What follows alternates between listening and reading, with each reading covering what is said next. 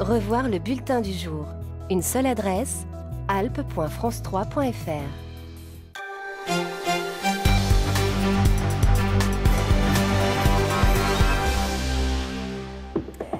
Bonsoir à tous, bienvenue dans les Alpes. Tout de suite, les titres de votre journal.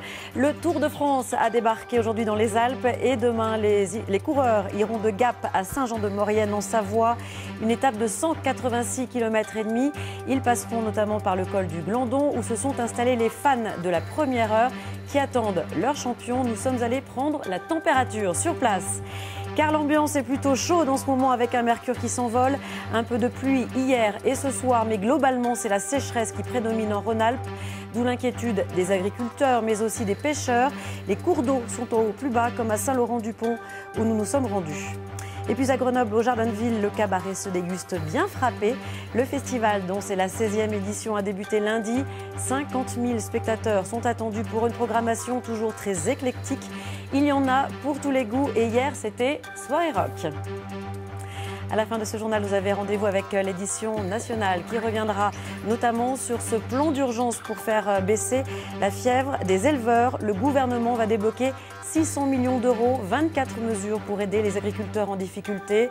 Sur le terrain, les réactions sont mitigées. Les barrages autour de Caen sont en train d'être levés. En revanche, d'autres blocages perdurent et certains éleveurs menacent de bloquer du côté de Lyon ou encore de Mulhouse. Mais d'abord, je vous le disais en titre, les coureurs du Tour de France passeront demain par le col du Glandon entre Savoie et Isère pour rejoindre Saint-Jean-de-Maurienne, un endroit où sont déjà installés des milliers de passionnés avec ou sans leur vélo. Valérie Chastelan et Yves Mareglo sont allés à leur rencontre. Une maille à l'envers, une maille à l'endroit. Ici, le temps s'égrène. On est encore loin de la grande fête tapageuse. Colline jongle avec ses devoirs de vacances en attendant le peloton. Les Bretons, Gisèle et Robert, font la chasse aux copains. On a retrouvé des gens, on retrouve toujours les mêmes sur le Tour de France. Et ça crée des liens quand même. Comme une tribu. Oui. Voilà. Pendant ce temps, Jean et Marie-Vonne, 56 ans de mariage et presque autant d'amour pour la petite reine, pistent l'école. Parce que c'est là que les batailles sont homériques. Vous êtes les spécialistes d'école? Que l'école, oui, oui. Pourquoi? Mais parce que c'est là qu'il y a de l'ambiance du Tour. D'accord. Voilà. Ceux-là ont grandi avec le Tour. Au biberon, papa et maman, et même papy et mamie leur ont inculqué la religion de l'échappée solitaire, ou pas. Ils viennent de plats pays, des pays où le dénivelé ne s'exprime pas fort. Ce matin, au moins, vous avez fait du vélo? Non, nous on suit le vélo, mais on fait pas de vélo du tout. Du tout? Pas du tout, non. Pas du tout. D'accord. Et qu'est-ce que vous pensez de ces gens-là qui grimpent et qui souffrent? Ils sont très courageux, parce qu'on l'a monté nous en camping-car, le Glandon hier pour venir, et même en camping-car, nous on était fatigués, donc à mon avis, ils doivent bien galérer aussi, je pense. Et pendant ce temps, effectivement, il y a ceux qui pédalent vraiment. Col du Glandon, 1924 mètres, et beaucoup de cyclistes à bout de souffle qui ont avalé les lacets dans leur jarret. Ouais, c'est long, c'est long. Vous avez survécu. Tout juste. Je devrais vivre encore une journée, je pense. C'était rude. Chez nous, c'est plat. Alors une colline pour nous, chez vous, c'est une bosse, à peine. C'est vraiment costaud. Mais oui, mais déguster la montée avant les coureurs, c'est un privilège qui se mérite. C'était horrible. J'arrivais pas à grimper. J'ai 10 kilos de trop au moins. Ce qui est bien avec le vélo, c'est qu'on fait ce que les pros font. Ce qu'on peut faire dans aucun sport en fait. Comme le foot au stade de Wembley. À vélo, on peut copier et ressentir combien ils sont forts. Demain, Gap Saint-Jean-de-Maurienne. Les coureurs vont débouler et régaler le temps d'un éclair rugissant cette grande cohorte bigarrée et chaleureuse, avec les cimes pour témoins de leurs exploits, alors que la fête commence. Et on poursuit cette édition avec la sécheresse qui s'installe un peu partout en France et dans les Alpes où le niveau d'alerte a été atteint en Haute-Savoie et en Savoie et certains endroits en Isère où la canicule a accéléré la baisse du débit des cours d'eau. Exemple à Saint-Laurent-du-Pont avec le reportage de Joël Serroni et Cédric Picot. Au camping des Berges du Guiers, la canicule fait des heureux. Paul et Léo profitent de la chaleur et d'une eau relativement tempérée pour une rivière de montagne. Une vingtaine de degrés ce matin. Cette nuit, on nous avait promis un orage et il n'a fait que passer sur nos têtes. Il n'a pas plu du tout. Depuis le début de la saison estivale, le niveau de la rivière n'a fait que baisser. au plus grand plaisir des baigneurs, mais au grand désespoir des pêcheurs. C'est grave quoi, parce que chaque année on voit les niveaux qui baissent de plus en plus. Bon, nous c'est vrai, on est dans une région, on a beaucoup d'eau en hiver. Au printemps ça commence à baisser et après en été, bon ben voilà les résultats quoi, on manque d'eau quoi. Après l'eau elle revient quand on a des orages qui vont se faire en automne un petit peu plus tard. Mais là en ce moment c'est vraiment critique quoi. On ne peut pas dire c'est catastrophique, mais c'est critique quand même. Le Gué-Mort a sa légende et doit son nom à une sécheresse qui sévit, dit-on, avant le XIIe siècle. De nombreuses histoires se racontent, mais ici on ne veut pas croire à une nouvelle disparition de la rivière, tout au plus à un caprice de la nature. L'année dernière, il était vraiment monté, il était monté à plus de 80 mètres cubes secondes. Hein. Donc là ça fait vraiment du mal là. Et cette année, voilà, on est à 0,597 ce matin. C'est comme ça. À moins de 0,6 mètres cubes seconde, le débit du Gué-Mort atteint un niveau plancher rarement enregistré. Les contours de la rivière sont transformés, les bancs de galets se multiplient. Les truites, quant à elles, cherchent la fraîcheur à l'ombre des rives en attendant les prochains épisodes pluvieux. En bref, en Haute-Savoie, dans le massif du Mont-Blanc, on a appris la mort d'un alpiniste tôt ce matin au niveau des arêtes de Rochefort. Il a fait une chute de 300 mètres dans une crevasse. Économie à présent, la forêt de Clé en Isère fera l'objet d'importants travaux qui vont durer tout l'été. L'enjeu est à la fois économique mais aussi environnemental. Les explications de Denis Vignaud-Duguet et Antoine Marnas. À quelques kilomètres à peine du cœur de la capitale des Alpes, la forêt de Clé constitue pour l'agglomération grenobloise un véritable poumon vert de plus d'1 millier d'hectares. La commune de Clé en possède la moitié. Des bois en forte pente et difficilement accessibles car situés sur les contreforts du Vercors. Ils représentent cependant un atout écologique au niveau de la biodiversité, mais aussi un atout économique pour les sylviculteurs, d'où l'importance du chantier qui débute fin juillet. On a actuellement 15 km de pistes et routes forestières selon les gabarits des camions qui peuvent s'y promener.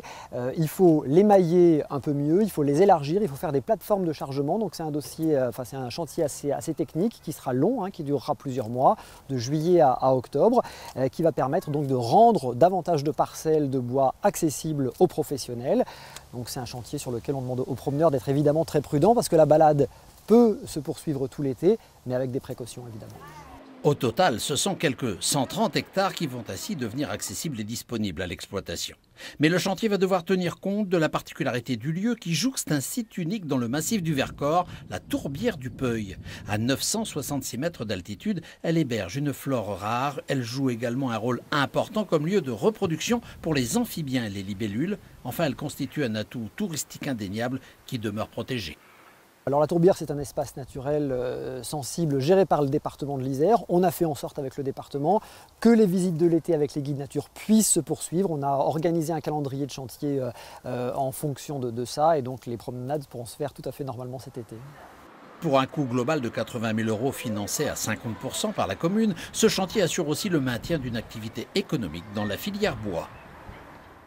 On poursuit avec le dernier volet de notre série sur les remplaçants de l'été. Ce soir, nous allons voir que même les hommes d'église partent en vacances et qu'il faut les remplacer. Crise des vocations oblige, peu de candidats en France, alors certains viennent même d'Afrique. Exemple à la Mure en Isère avec le reportage d'Aurélie Massé, Florine Eba et Pierre Maillard. Alors, Père Joseph, voilà, je présente le Père Thomas Boudzoumou qui vient du Cameroun. Bienvenue. Merci beaucoup. C'est un jour important pour le curé de la Mure. À Grenoble, il présente aux autorités du diocèse celui qui va le remplacer pendant ses vacances, un père venu de Yaoundé. Alors ça fait plusieurs années que vous êtes prêtre? Oui, moi je suis prêtre depuis beaucoup d'années, mais c'est la première fois que j'arrive à la Mure. Un remplacement d'1 mois pour permettre au père Armand de souffler. On ne le sait pas souvent, on est dit pas assez, mais oui, on se repose. Toute l'année, on est beaucoup sollicité. Aujourd'hui, quand on rencontre des gens, c'est souvent, ils sont étonnés quand j'ouvre mon agenda. Et pour cause, ce père d'origine congolaise dirige la paroisse la plus étendue du diocèse. 44 villages autour de la Mure, un territoire et une organisation qu'il doit faire découvrir à son remplaçant. Ta dernière paroisse, quoi, Dès qu'on termine de monter la fraie, On est dans le territoire de la paroisse, donc j'étais Saint-Honoré. Donc je prends un petit peu un temps d'insertion, comme le père me pose beaucoup de questions, il est émerveillé, il est étonné, peut-être qu'il ne comprend pas. Et en même temps, je rassure aussi les paroissiens. Tu tournes, voilà.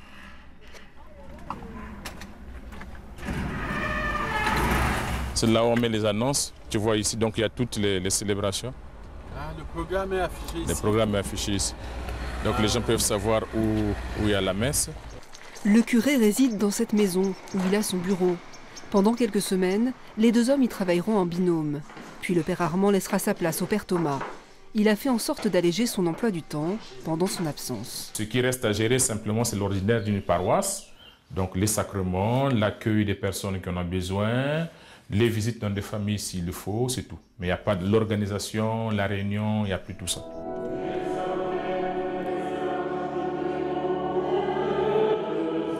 Le puissant fait pour moi des merveilles.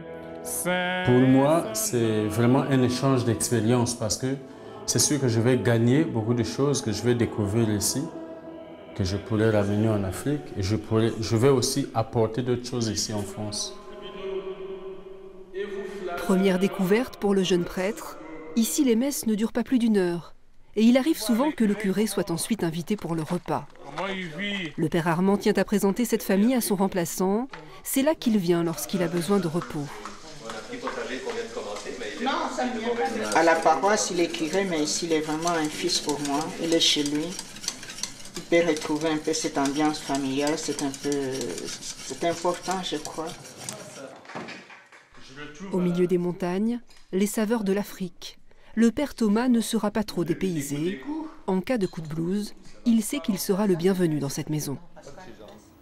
On ouvre une page culture à présent pour découvrir le travail de 3 sculpteurs réunis au domaine de Saint-Jean-de-Chépy en Isère. Ils ont quelques jours pour réaliser leurs œuvres sur un site propice à la création et très dynamique. Isabelle Colbrand, Françoise Gay.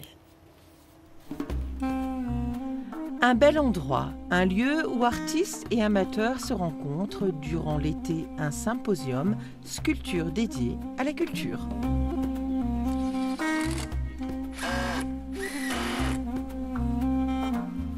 On a une activité économique qui nous permet de faire vivre le lieu, mais on a ce souhait qui est très fort de faire vivre à travers des œuvres d'art ce parc protégé pour la biodiversité, un lieu de résidence où les artistes viennent créer sur place, un lieu où nous organisons des conférences, des concerts. Une vie est assez importante tout au long de l'année.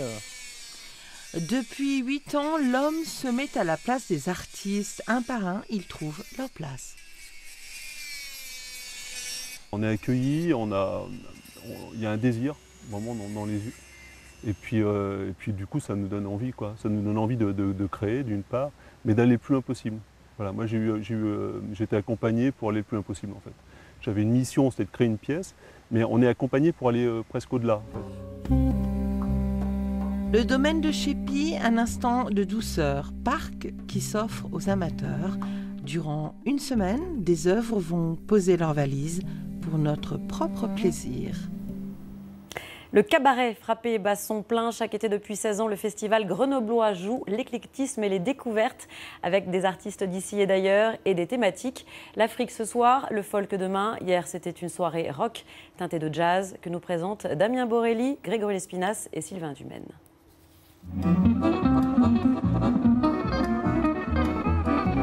C'est un rituel immuable, le temps du cabaret frappé.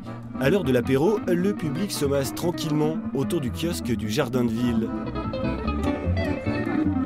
Sous les platanes, le premier voyage de la soirée nous emmène vers l'Europe de l'Est. Le jazz manouche du trio Marianne Badoy distille un peu d'âme slave au milieu d'une foule toujours curieuse.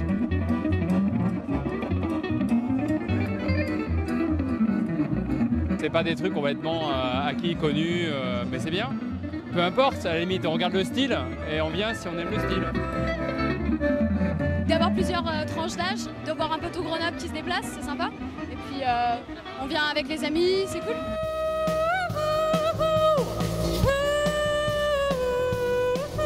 Sous le chapiteau, cap vers les States, avec une chanteuse au look gentiment rétro. Venue de Portland avec une formation 100% fille, Sally Ford cultive un rock garage péchu, teinté d'influences 50s.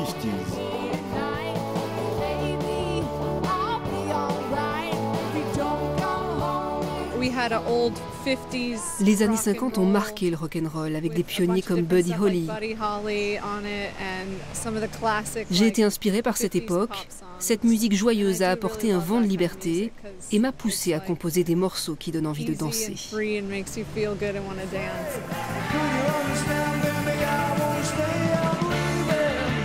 Leur décennie à eux, c'est plutôt les 60s. Entre guitare vintage et sonorité électro, les Rennais Bikini Machine aiment rappeler qu'ils font du moderne avec du rétro, à moins que ce ne soit l'inverse.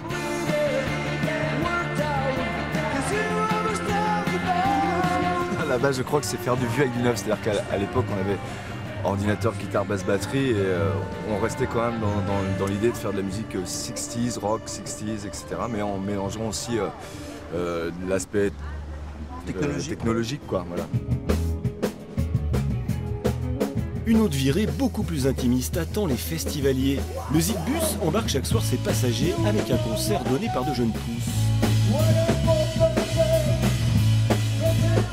Aujourd'hui, c'est le quatuor grenoblois Quai d'Orsay et leur pop 80s qui fait vibrer les essieux du vieux Saviem et les oreilles du public, même ceux qui sont restés à quai.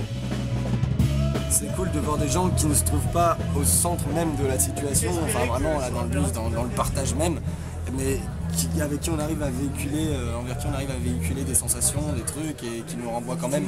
C'est cool de pouvoir échanger vraiment avec la majorité des gens qui sont là, c'est vraiment cool. De l'énergie, du plaisir, de la fraîcheur, voilà la recette d'un cocktail musical on the rock. Cette année encore, le cabaret se déguste bien frappé. Et de la musique à la peinture, je vous propose de découvrir une artiste très prolifique. Il s'agit de Tonia Matocci. Elle vit à Saint-Marcelin, en Isère, et elle peint depuis très longtemps des œuvres empreintes de sa passion pour l'Asie. Isabelle Colbrand, Franck Serroni.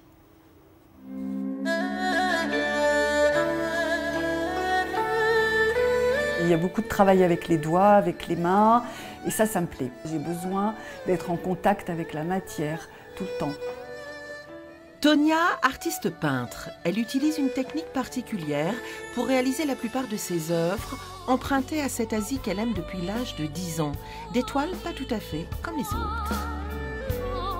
C'est un papier d'emballage chinois que je vais poser là et donc je vais utiliser pour faire un fond en fait. Et après je travaillerai dessus. Depuis des années, cette artiste se passionne pour l'art, mais également pour la philosophie asiatique. Ses peintures sont autant d'hommages rendus aux estampes, aux dessins si délicats du Japon ou de la Chine. Cette femme-là porte en elle la vraie richesse de ces pays. L'art japonais, asiatique, enfin, je les considère comme des maîtres en fait, parce que je trouve que avec très peu de traits, on ressent des émotions. Le côté éphémère des choses, le côté léger, le côté... voilà, c'est ce qui me plaît beaucoup. C'est cet amour des contrastes. Je trouve que c'est toujours très contrasté. On peut passer du moderne à l'ancien, et ça me plaît. Le temps qui passe, l'éphémère sont des thèmes qu'elle distille aujourd'hui au travers de ces bateaux épaves qui racontent une histoire qu'elle fixe sur une toile avec une infinie subtilité. Et c'est la fin de ce journal. L'actualité continue sur le site alpe.france3.fr. Tout de suite, l'édition des locales. Je vous retrouve demain.